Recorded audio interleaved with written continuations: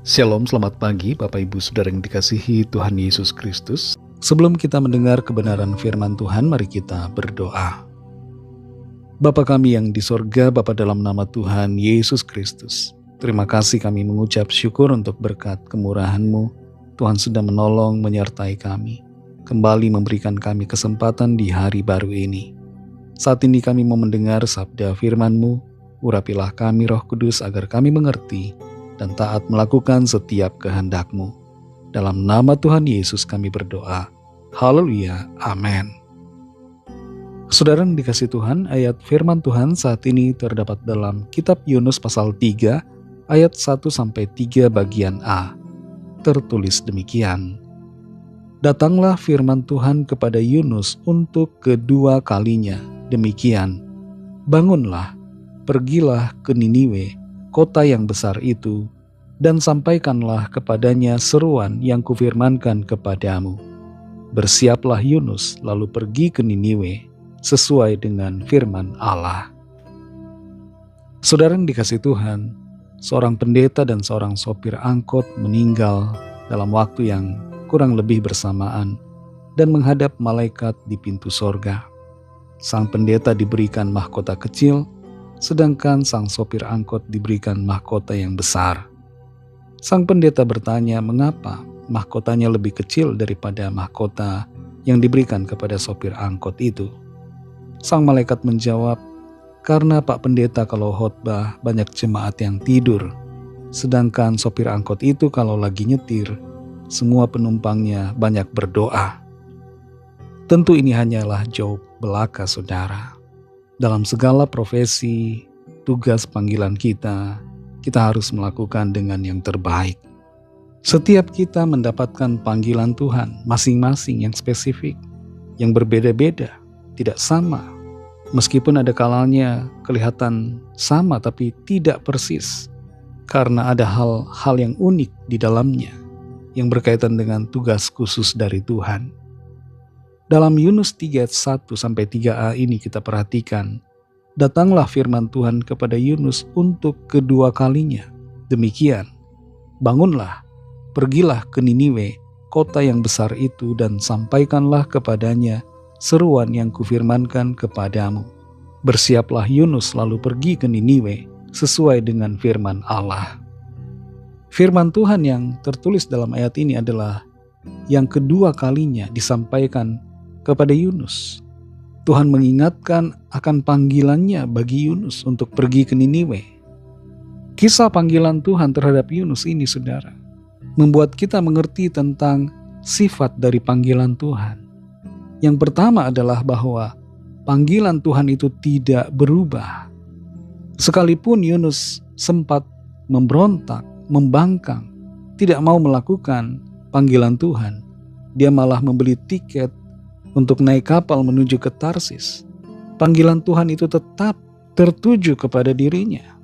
Setelah dia dilemparkan ke laut dan berada di dalam perut ikan, setelah itu datang firman Tuhan untuk kedua kalinya. Artinya panggilan Tuhan tidak berubah. Tuhan tidak membatalkan panggilannya karena kesalahan ataupun pemberontakan Yunus. Dalam Roma 11 ayat 29 tertulis, sebab Allah tidak menyesali kasih karunia dan panggilannya. Jadi sekalipun ada kegagalan dari pihak kita, ada pemberontakan dari pihak kita, panggilan Tuhan itu tetap tertuju kepada kita dan menunggu untuk kita mengerjakannya. Sifat yang kedua dari panggilan Tuhan adalah panggilan Tuhan itu mengejar kita. Yunus merasa bisa lari dari panggilan untuk pergi ke Niniwe. Tapi pada kenyataannya, sama sekali ia tidak bisa menghindar dari panggilan Tuhan yang mengejarnya. Dalam perjalanan menuju Tarsis, kapal yang ditumpangi Yunus dihantam badai. Seringkali kita menganggap badai atau persoalan dalam hidup sebagai hukuman. Padahal ada kalanya itu merupakan pengingat bagi kita yang sedang melarikan diri dari panggilan Tuhan.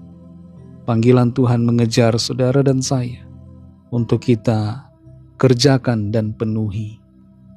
Yang ketiga, saudara, sifat panggilan Tuhan. Panggilan Tuhan itu harus dilakukan. Setelah Tuhan memberikan panggilannya yang kedua kali, Yunus akhirnya pergi ke Niniwe sesuai dengan firman Tuhan. Di sana dia menyampaikan pesan pertobatan dan seluruh kota Niniwe itu bertobat. Dan Tuhan melimpahkan perkenanannya atas kota itu. Panggilan Tuhan menuntut ketaatan kita, bukan sekedar niat dalam hati kita. Panggilan Tuhan itu harus kita responi dengan tindakan yang nyata. Saudara yang dikasihi Tuhan, pada saat ini adakah di antara saudara yang sedang menghindari panggilan Tuhan? Adakah sudah begitu lama saudara melarikan diri dari apa yang Tuhan ingin saudara kerjakan? Mari kembali untuk memenuhi panggilan Tuhan. Selama kita masih hidup dan bernafas, kerjakanlah panggilannya supaya tidak ada penyesalan dalam hidup kita. Mari kita berdoa. Terima kasih Tuhan Yesus, kami bersyukur ya Bapa untuk berkat firman-Mu yang sudah kami dengar. Engkau Tuhan yang penuh dengan kasih karunia, yang setia kepada panggilan-Mu. Panggilan-Mu tidak berubah. Kami sadar bahwa kami harus mengerjakan panggilan-Mu dalam hidup kami. Kuatkan kami Tuhan untuk mengerjakan panggilan-Mu dengan setia dan tidak memberontak akan apa yang Tuhan sudah tugaskan untuk kami lakukan. Berkati kami Tuhan di sepanjang hari ini dalam tugas aktivitas kami. Sertai kami agar setiap langkah dan keputusan kami senantiasa selaras dengan kehendak firman-Mu. Dan hidup kami memuliakan nama-Mu. Lawatlah setiap kami Tuhan yang sakit, yang dalam pergumulan. Kuasa-Mu bekerja di dalam setiap kami, menyembuhkan, memulihkan. Ada jalan keluar yang ajaib dan mujizat-Mu yang dinyatakan. Kami serahkan semua ke dalam tangan kasih-Mu. Dalam nama-Mu yang kudus, nama Tuhan Yesus Kristus, kami sudah berdoa dan mengucap syukur. Haleluya. Amin.